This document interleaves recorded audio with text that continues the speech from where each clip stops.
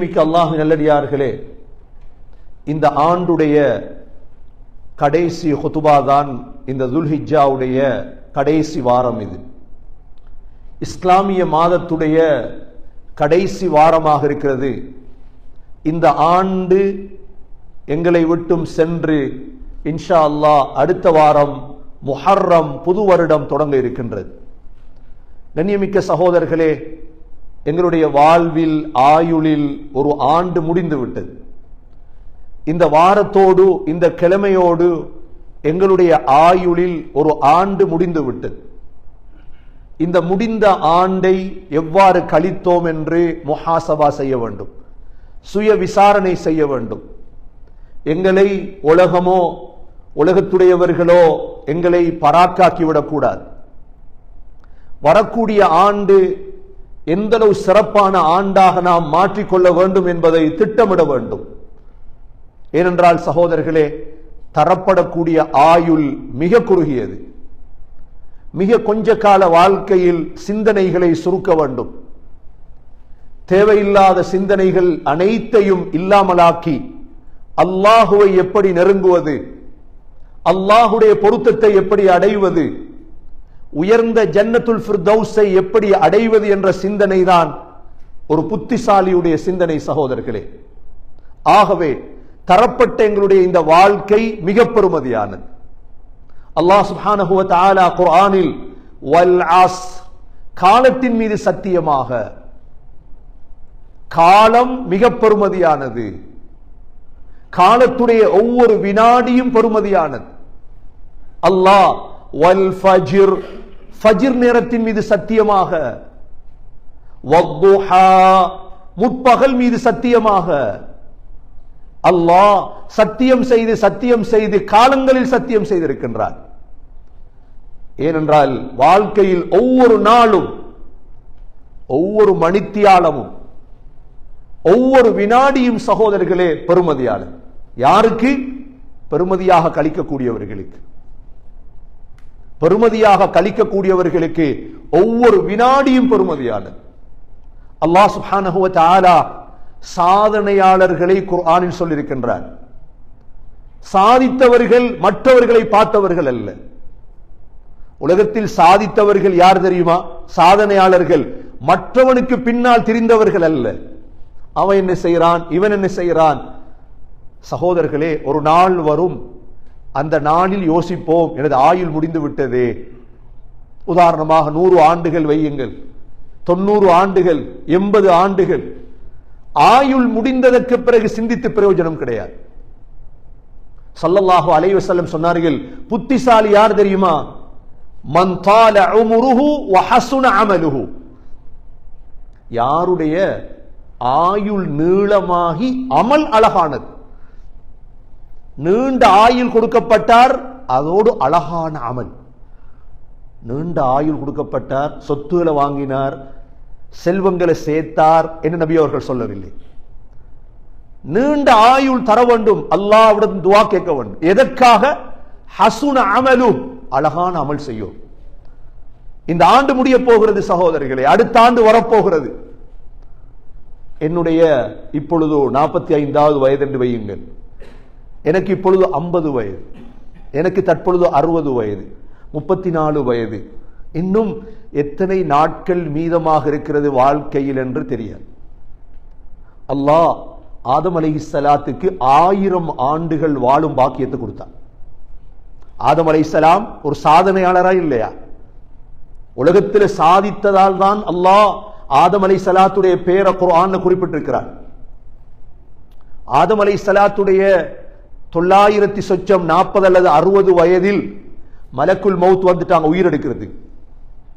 ஆதம் அலைஹிஸ்ஸலாம் போராடினாங்க, இல்ல எனக்கு இன்னும் இருக்குது, வயசு இருக்குது, நீங்க என்ன உயிர் எடுக்க முடியாது, உயிர் எடுக்க முடியாது. அல்லாஹ் 1000 வருடம் வாழ வைத்தான் ஆதம் அலைஹிஸ்ஸலாத்தை. ஆதம் அலைஹிஸ்ஸலாம் 1000 ஆண்டுகளுக்குள் சாதிச்சிட்டாங்களா இல்லையா? சாதிச்சிட்டாங்க. இரண்டாவது சகோதரர்களே, இத்ரீஸ் அலைஹிஸ்ஸலாம், இத்ரீஸ் அலைஹிஸ்ஸலாத்துக்கு அல்லாஹ் 365 ஆண்டுகள் கொடுத்திருந்தார் ஆயுள். வரஃபஅனாஹு மகானன் அலியா, அல்லாஹ் இத்ரீஸ் அலைஹிஸ்ஸலாத்தை சொல்றான், நாங்க அவர் அந்தஸ்தை உயர்த்தினோம். 365 ஆண்டுகளுக்குள் இத்ரீஸ் அலைஹிஸ்ஸலாம் சாதிச்சிட்டார். அல்லாஹ்வை நெருங்கிட்டாங்க, சொர்க்கவாதி ஆகிட்டார். மூன்றாவது நபிதான் சகோதரர்களே நூஹ் அலைஹிஸ்ஸலாம். நூஹ் அலைஹிஸ்ஸலாமை பத்தி அல்லாஹ் தனியொரு சூரா நூஹ் என்று குர்ஆன்ல இருக்கு. நூஹ் அலைஹிஸ்ஸலாம் தான் வந்த அனைத்து நபிமார்களிலும் நீண்ட கால உலகத்தில் வாழ்ந்தவன். 1050 ஆண்டுகள். எத்தனை வருடங்கள்? 1050 ஆண்டுகள் நூஹ் அலைஹிஸ்ஸலாம் வாழ்ந்தார்.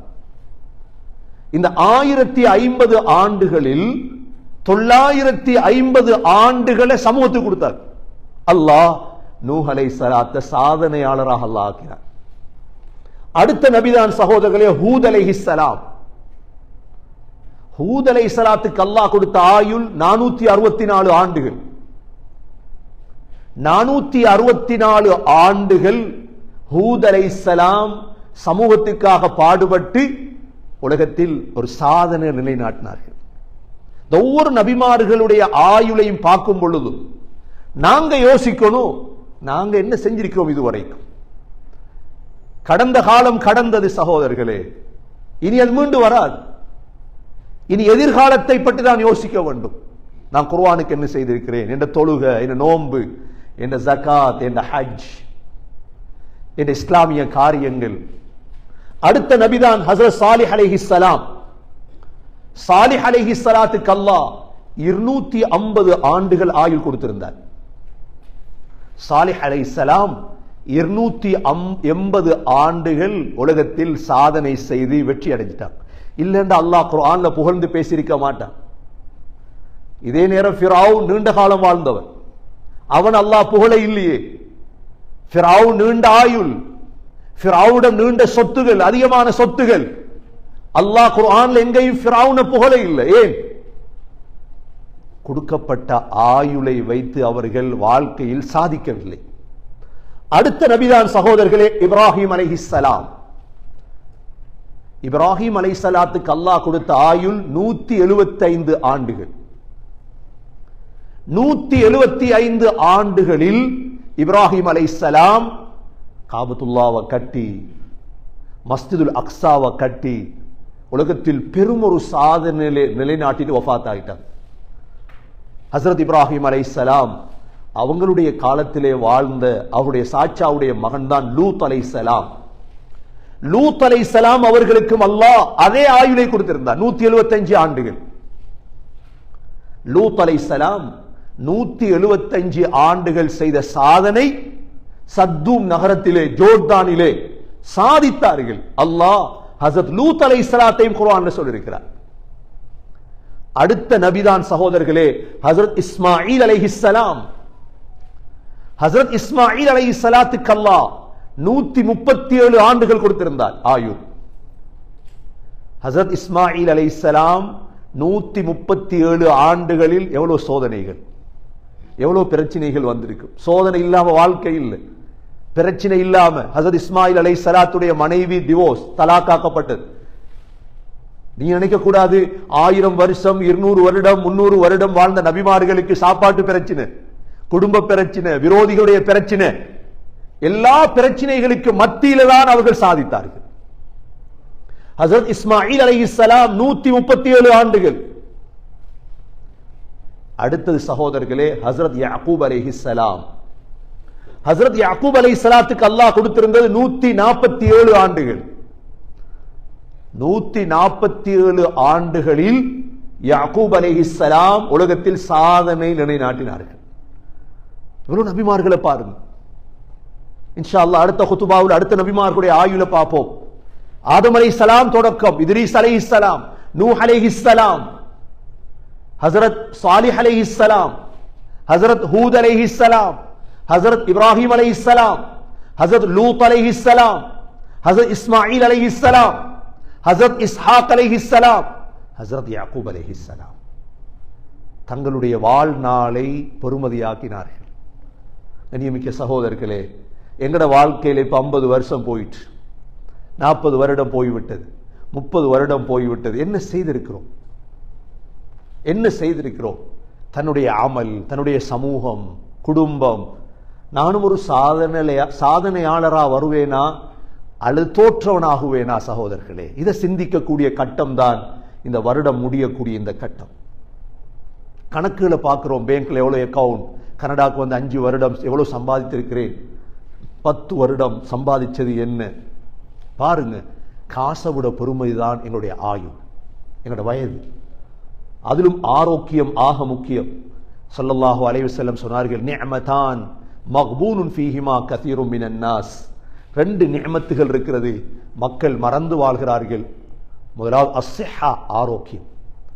ஆரோக்கியம் இருந்தால் தான் அமல்கள் செய்யலாம். இந்த ஆண்டு எனக்கு ஒரு தொழுகை மிஸ் ஆகி இருந்திருக்க கூடாது. அவ்வாறு மிஸ் ஆகி இருந்தால் அல்லாஹ்விடத்தில் தௌபா செய். இந்த ஆண்டு முடியக்கூடிய ஆண்டு நான் 30 நோன்பும் பிடிச்சிருக்கோம் சென்ற ரமதான்ல. ஏதாவது நோன்புகள் விடுபட்டிருந்தா கதா செய்யுங்க, தௌபா செய்யுங்க. வசதி இருந்தது, ஹஜ் செய்ய கிடைக்கல எனக்கு, இன்ஷா அல்லாஹ் வரக்கூடிய ஆண்டு நான் ஹஜ் செய்வேன் உள்ளத்தை நீயத்து வை. என்னென்ன அமல்கள் விடுபட்டதோ சகோதரர்களே, அவைகளுக்கு தௌபா செய்து ஒரு ஆண்டில் எப்படியாவது 2 குர்ஆன் ஓதும். ஒரு வருடத்துக்குள்ள எப்படியாவது 2 குர்ஆன் முடிக்கும். எனக்கு குர்ஆன் ஓத கிடைக்கலையா, உள்ளத்தை ஹிம்மத் வைங்க, நான் இன்ஷா அல்லாஹ் அடுத்த ஆண்டு 2 குர்ஆன் ஓதுவேன். இதுதான் சாதனைகள், இவைகள் தான் சாதனைகள் சகோதரர்களே. ஆகவே காலம் பெருமதியானது, ஆயுள் பெருமதியானது, வயசு பெருமதியானது. மௌத்தானதுக்கு பிறகு எங்களை மையத்தாக்கிட்டுருவாங்க. குடும்பங்கள் சொத்துக்களை பிரிச்செடுத்துருவாங்க, பிள்ளைகள் காசுகளை பிரிச்செடுத்துருவாங்க, மனைவி வேறு திருமணம் செய்து கொள்வாள், பிள்ளைகள் சந்தோஷமாக இருக்கும். நாங்க அமல்கள் செய்யல, கபர்ல போய் நாங்க கவலைப்பட இருக்கிறோம். ஆகவே சகோதரர்களே, எதிர்காலத்தை பிரயோஜனப்படுத்தி திட்டமிட்டு சாலிஹான அமல்கள் ஈமானோடு வாழ எல்லாம் வல்ல அல்லாஹ் சுப்ஹானஹு வ தஆலா நம் அனைவர்களுக்கும் தௌஃபீக் செய்வானாக.